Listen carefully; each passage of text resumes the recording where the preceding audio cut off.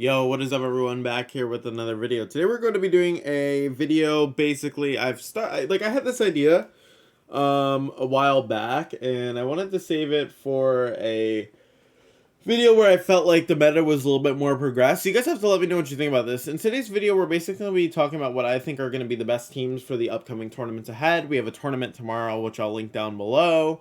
And also too, what I just think I could see doing really well. And I'm going to be talking about the ones that I think stand out the most and the ones that are like the most useful, I think, in the current format, and kind of going from there. I'm not going to be giving specific teams, just more so talking about archetypes and talking about their options.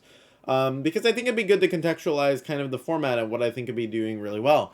Along to accompany this, I'll also have obviously VGC pace open as well, which is good because, you know, obviously that can give us a little bit more information, right?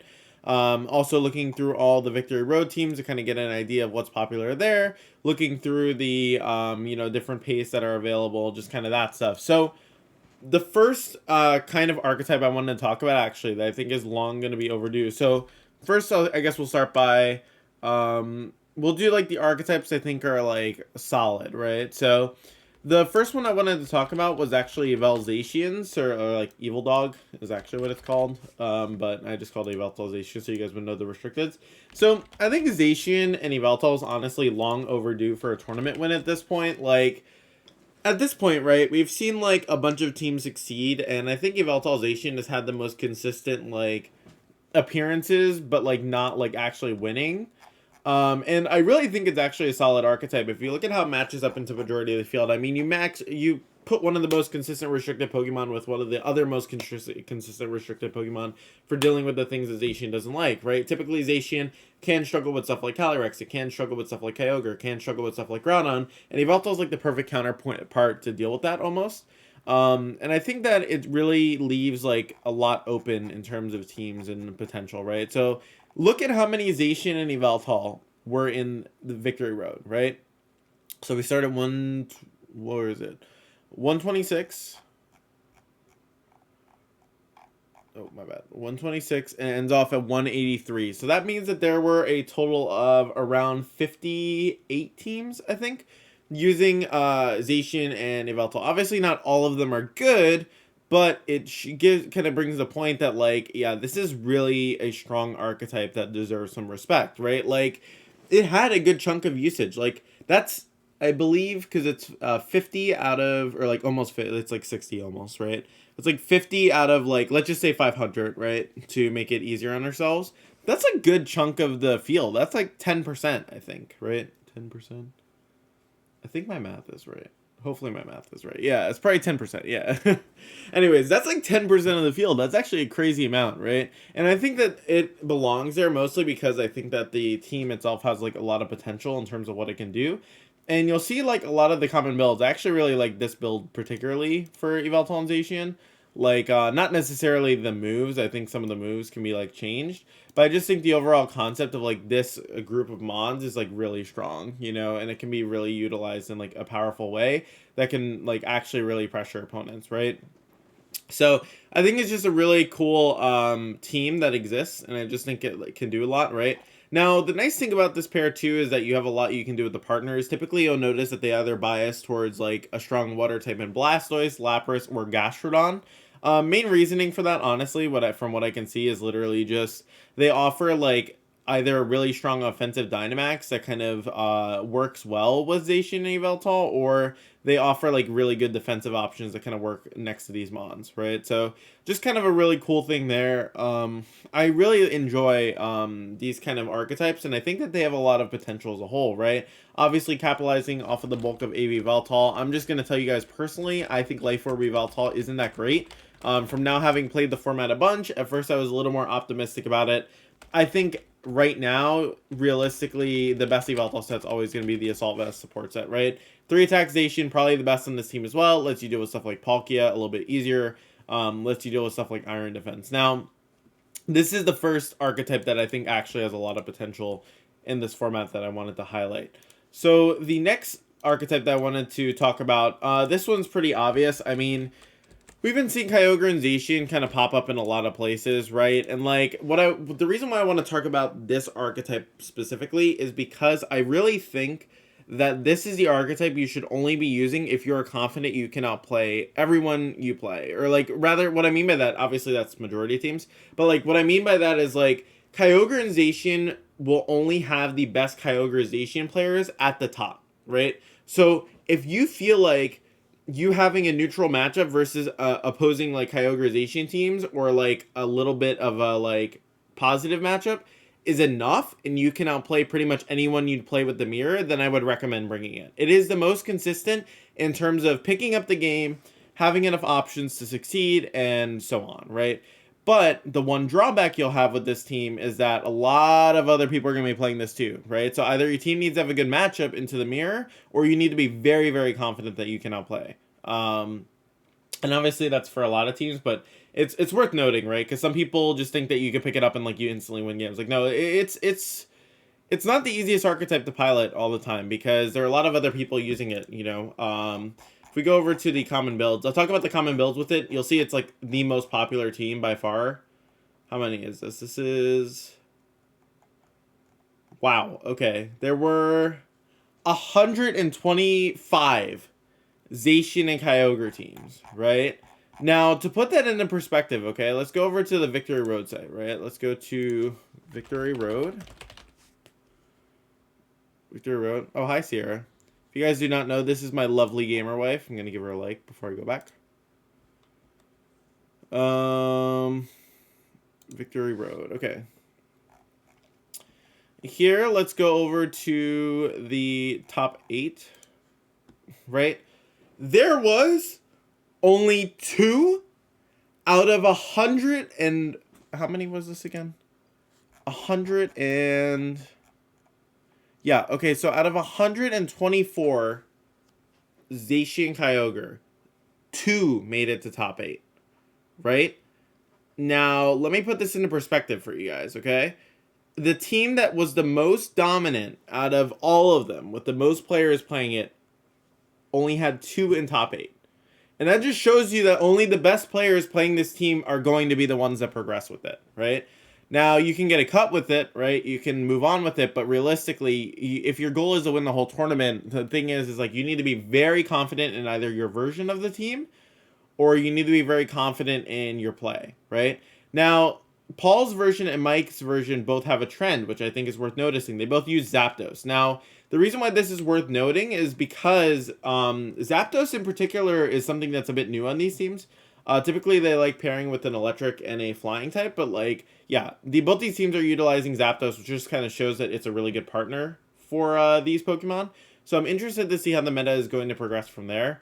But yeah, I mean, we're probably going to see in like these upcoming tournaments a lot of people spamming like the winning team of certain tournaments. Like, for example, this team won like the other tournament that I had played in, right? And like everyone was kind of spamming it, except that there is a change on this version that has like Grimmsnarl on it, right? But like most of the people just spam the same team, right? That like won. And like out of all of these, I don't think a single one cut, or like if they did cut, they didn't win, right?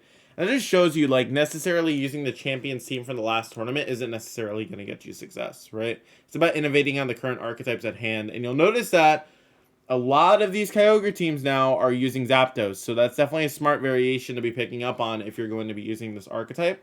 That I think is going to be important, or at least like know how to beat it, right? But yeah, that's my thought specifically with Zacian Kyogre. You just have to be very conscious that a lot of people might be playing it, so you need to like be confident in your version beating the other versions, or you need to kind of make sure your team has some kind of advantage that will allow you to deal with them, right? Because it is arguably the most common archetype, and most people are prepared for it. Next archetype I wanted to talk about that I think is really being slept on is going to be Calyrex, right? Calyrex Ice and Groudon. So this is one that we haven't really seen too much. Now, granted, this team does have some linear options, and you could replace Groudon with Kyogre, and I think it would kind of change the team. But the reason why I like Groudon over Groudon over Kyogre specifically, is because Groudon enables partners that help both Groudon and Calyrex really well. So some of the best max Pokemon in the game, which is going to be Venusaur and Charizard, right? Now these two Pokemon are incredibly strong, right? And by enabling these two partners, your team gets a lot more offensive momentum. You're not necessarily committed to always going for Trick Room, and it gives your team a bit more flexibility. And I think this potential pair actually has a lot of like cool things you can do with it, right? Not only to mention that like Charizard is just incredibly strong, and we already saw it do really well in the Victory Road tournament. It managed to place, you know, obviously top four. And it's definitely something that's underlooked a little bit, I would say. So I definitely am interested to see kind of how the metagame progresses around it. But yeah, that would be the main thing there. And on top of that, to kind of go into it a little bit more, what I would probably expect from like these upcoming tournaments is a bit of a I don't know if it's like necessarily resurgence, more so like Gastrodon being around, because I feel like these evoltization teams, as I mentioned first off, are going to be a lot more common. And like if you look, like Gastrodon's had some like really sleeper good performances, right? Like tier top 4, right? Like on a lot of the evoltization teams, like it's starting to place like decently with them, you know? And like I think the Gastrodon matches up well into a lot of this field, you know? It's also worth noting that evoltization also got 2 top 8s, right? So that's also cool. But yeah, going back to Calyrex Groudon, we haven't seen too many examples of it being used. I don't know if the particular build I'm thinking of is going to be here. Calyrex Ice and Kyogre, Calyrex Ice and Groudon? Where's that? Is there a Calyrex Ice and Groudon? That's a good question. Maybe people aren't using it. Cali Ice and Groudon. There we go. Cali Ice and... Oh no, Cali Shadow Groudon. That's not what I'm looking for. Cali Eye. Cali Eye and Groudon. Here you go. So like a build like this, I think could make a lot of sense on like certain teams, right? Like I think something like this could actually be like a huge steal. Even something similar to Nemuko Pro's team that he used. Like even this, I think like this build is like super cool, right? Like this is actually a really, really cool build. I don't necessarily know if I would go with the exact movesets on this team, but like I feel like something like this could actually be really cool. And like function as a team as a whole.